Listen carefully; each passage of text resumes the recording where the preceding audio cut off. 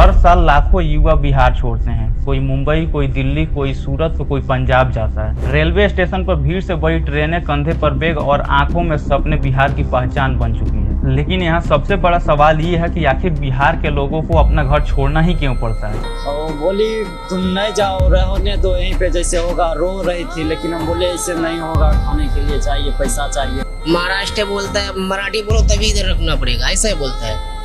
तो अब क्या करें, फिर भी मार खा के भी महाराष्ट्र में काम करना पड़ता है, हम लोग को मजदूरी करना पड़ता है। लेकिन क्या करेंगे सर, हम लोग को रोजगार नहीं मिलता है। पढ़े लिखे होकर के ईटा उठाने का काम कर रहे हैं। भारत के सबसे युवा राज्यों में से एक है। टैलेंट की कोई कमी नहीं है। IAS, IPS, डॉक्टर और इंजीनियर बिहार पूरे देश को प्रोवाइड करता है। लेकिन विडंबना ये है कि बिहार अपने ही लोगों को नहीं रोक पाता है। आखिर ऐसा क्यों? तो आइए जानते हैं इन सारी चीज़ों को आगे इस वीडियो में।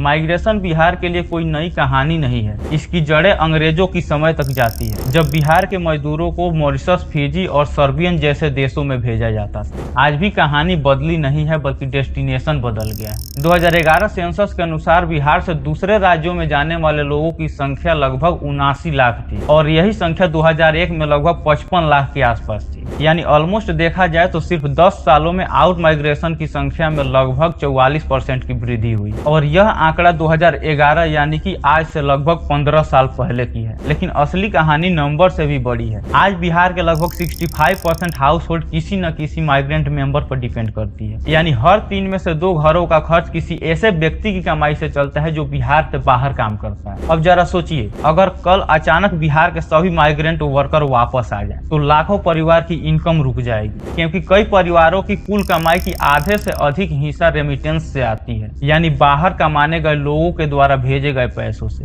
लेकिन सबसे बड़ा सवाल यह है कि लोग जाते क्यों हैं। इसका सबसे बड़ा कारण है रोजगार की कमी। बिहार की इकोनॉमी आज भी मुख्य रूप से एग्रीकल्चर पर डिपेंड करती है, लेकिन छोटी लैंड होल्डिंग्स, कम प्रोडक्टिविटी, बार बार आने वाली बाढ़ और लिमिटेड इंडस्ट्रियल डेवलपमेंट ने रोजगार के अवसरों को सीमित कर रखा है। मैन्युफैक्चरिंग सेक्टर बिहार में लगभग 5% लोगों को रोजगार देता है, जबकि हर साल लाखों नए युवा जॉब मार्केट में आते हैं। 2025 में 12.8 लाख छात्रों ने सेकेंडरी एजुकेशन पूरी की। लेकिन सवाल वही है कि इतने युवाओं के लिए जॉब्स कहाँ हैं, और जब अवसर नहीं मिलती है तो माइग्रेशन मजबूरी बन जाता है। दिल्ली, मुंबई, सूरत, पंजाब, हर जगह बिहार के लोग मिल जाएंगे, चाहे किसी कंस्ट्रक्शन साइट पे हो, फैक्ट्री में हो, कारखाने में हो या डिलीवरी जॉब में हो। वो शहरों को खड़ा करते हैं लेकिन खुद अपने घर से दूर रहते हैं। एक रिसर्च के अनुसार ग्रामीण बिहार में लगभग हर 5 में से 1 व्यक्ति माइग्रेंट है और माइग्रेंट में 85% से भी ज्यादा पुरुष हैं। यानी माइग्रेशन सिर्फ इकोनॉमिक इशू नहीं है, बल्कि ये इमोशनल इशू भी है। कई बच्चे अपने पिता को साल में 1 या 2 बार देख पाते हैं। कई माएँ अपने बेटों के इंतजार करते करते बूढ़ी हो जाती हैं। लेकिन बिहार के सबसे बड़ी ट्रेजेडी कुछ और है। जब सबसे मेहनती, सबसे एम्बिशियस और सबसे टैलेंटेड युवा राज्य छोड़ देते हैं तो विकास की रफ्तार और धीमी हो जाती है और इसी को ब्रेन ड्रेन कहते हैं। यानी बिहार सिर्फ पॉपुलेशन एक्सपोर्ट नहीं कर रहा है, वो अपने फ्यूचर को भी एक्सपोर्ट कर रहा है। 2020 का समय तो आप लोगों ने देखा ही है, जब पूरे देश में कोविड के समय लॉकडाउन लगा था और पहली बार पूरे देश ने माइग्रेशन की असली तस्वीरें देखी थी। हजारों किलोमीटर पैदल चलते मजदूर, रेलवे ट्रैक्स पर सोते लोग, भूखे बच्चे और थके चेहरे। उस समय देश ने महसूस किया कि माइग्रेशन सिर्फ आंकड़ा नहीं है, ये लाखों करोड़ों लोगों की जिंदगी है। यहाँ पर एक सवाल और बनता है कि क्या माइग्रेशन सिर्फ बिहार की समस्या है? तो इसका जवाब है नहीं। दुनिया के हर हिस्से में लोग बेहतर अपॉर्चुनिटी के लिए माइग्रेट करते हैं। समस्या माइग्रेशन नहीं है, समस्या तब है जब माइग्रेशन चॉइस नहीं बल्कि वो मजबूरी बन जाए। आज बिहार में रोड्स, कनेक्टिविटी और इंफ्रास्ट्रक्चर पहले से बेहतर हुए हैं। डिजिटल इकोनॉमी और स्टार्टअप नए अवसर ला रहे हैं, लेकिन असली बदलाव तब होगा जब बिहार के युवा अपने सपनों को पूरा करने के लिए राज्य को छोड़ने पर मजबूर न होगा। हर साल बिहार से निकलने वाले ट्रेनें सिर्फ पैसेंजर लेके नहीं जाती, वो अपने साथ लाखों सपने, उम्मीदें और मजबूरियां भी लेके जाती है। और शायद बिहार की सबसे बड़ी कहानी गरीबी की नहीं है, बल्कि उस संघर्ष की है जो अपने परिवार के लिए घर छोड़ देता है। सवाल अभी भी वही है कि क्या बिहार आने वाले समय में अपने लोगों को रोक पाएगा या माइग्रेशन ही उसकी पहचान बनी रहेगी? जवाब भविष्य देगा। लेकिन आप इस विषय पर क्या सोचते हैं, अपनी राय जरूर बताएं और जाते जाते वीडियो को लाइक करके चैनल को सब्सक्राइब जरूर कर लें। धन्यवाद।